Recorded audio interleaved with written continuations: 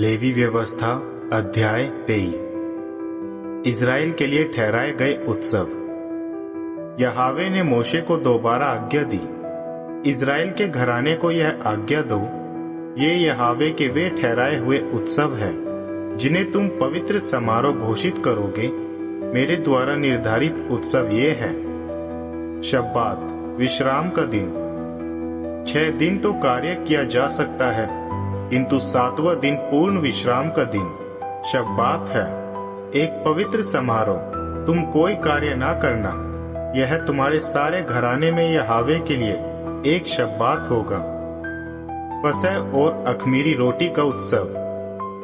ये यहोवा के ठहराए गए उत्सव है, पवित्र समारोह जिनकी घोषणा तुम्हें उनके तय किए गए समय पर करनी है। यहोवा के फसह का निर्धारित समय पहले माह के 14वें दिन संध्या समय है। उसी माह के 15वें दिन यहोवा के लिए खमीर रहित रोटी का उत्सव होगा। 7 दिन तक खमीर रहित रोटी ही खाई जाए।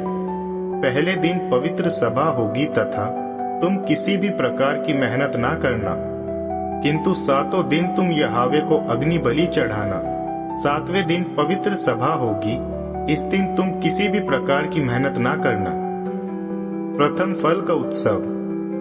यहोवा ने मोशे को आज्ञा दी, इज़राइल के घराने को यह आज्ञा दो, जब तुम उस देश में प्रवेश करो जो मैं तुम्हें देने वाला हूँ तथा उसकी उपज इकट्ठी करो, तो तुम अपनी पहली उपज की पूलियों को पुरोहित के सामने लेकर आना।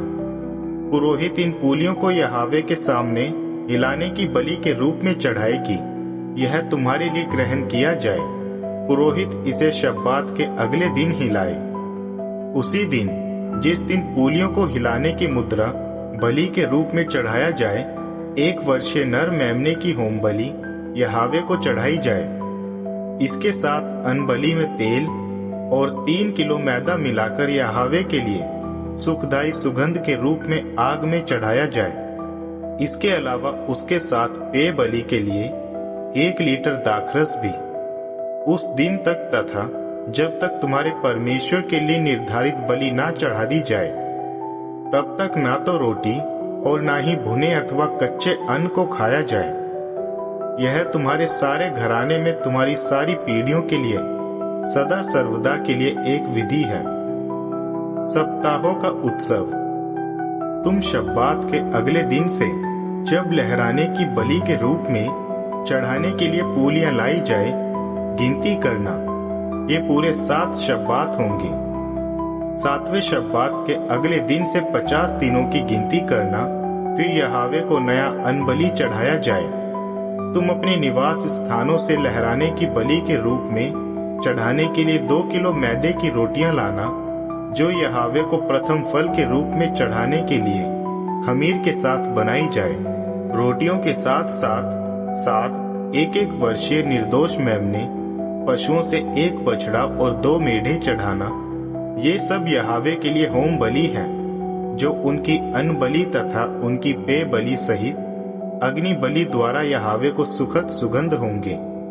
पाप बलि के लिए 1 बकरा और मेल बलि के लिए 1 वर्षीय 2 मेमने भी अर्पित करना। पुरोहित इन्हें लहराने की बलि के समान बलि चढ़ाने के लिए पहली उपज की रोटियों और मेमनों के साथ यहोवा के सामने लहराए। ये यहोवा के लिए पवित्र तथा पुरोहित का ठहराया हुआ भाग है। उसी दिन तुम एक पवित्र समारोह भी मनाने की घोषणा करना। उस दिन किसी भी प्रकार का परिश्रम ना करना। यह तुम्हारे सारे घरानों में तुम्हारी सारी पीढ़ियों के लिए सदा सर्वदा के लिए एक विधि है। जब तुम अपने देश में उपज इकट्ठी करो, तो तुम अपने खेतों से कोने कोने तक की उपज इकट्ठा ना करना, ना ही अपनी उपज की सिल्ला इकट्ठी करना। तुम उन्हें दीनों तथा विदेशियों के लिए छोड़ देना। मैं यहोवा ही तुम्हारा परमेश्वर हूँ। तुरी का उत्सव। यहोवा ने मोशे को दोबारा आज्ञा दी, इज़राइल के घराने को यह आज्ञा दो, 7वें माह का प्रथम दिन शब्बात का विश्राम दिन होगा। तुरी फूकने के द्वारा इसका स्मरण दिलाना। यह एक पवित्र समारोह है। इस दिन तुम किसी प्रकार का परिश्रम ना करना और यहोवा को अग्नि बलि चढ़ाना। प्रायश्चित दिवस। यहोवा ने मोशे को निर्देश दिया, इस माह का 10वां दिन प्रायश्चित का दिन होगा। यह तुम्हारे लिए पवित्र समारोह होगा और इस दिन अपने हृदय को नम्र बनाकर यहोवा को अग्नि बलि चढ़ाई जाए। इस दिन तुम किसी भी प्रकार का परिश्रम ना करना, क्योंकि यह प्रायश्चित का दिन है कि यहोवा तुम्हारे परमेश्वर के सामने तुम्हारे लिए प्रायश्चित पूरा किया जाए।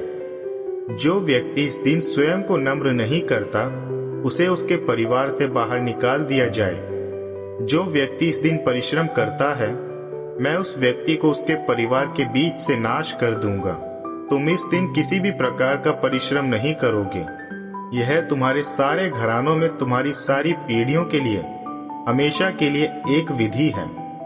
यह तुम्हारे लिए संपूर्ण विश्राम का शब्बात है। इस दिन तुम अपने हृदय को नम्र करोगे। माह के 9वें दिन शाम से शाम तक शब्बात का पालन करोगे। झोपड़ी का उत्सव। यहोवा ने मोशे को दोबारा आज्ञा दी, इज़राइल के घराने को यह आज्ञा दो, 7वें माह के 15वें दिन से यहोवा के लिए 7 दिनों के लिए झोपड़ी का उत्सव होगा। प्रथम दिवस पवित्र समारोह होगा। तुम इस दिन किसी भी प्रकार का परिश्रम नहीं करोगे।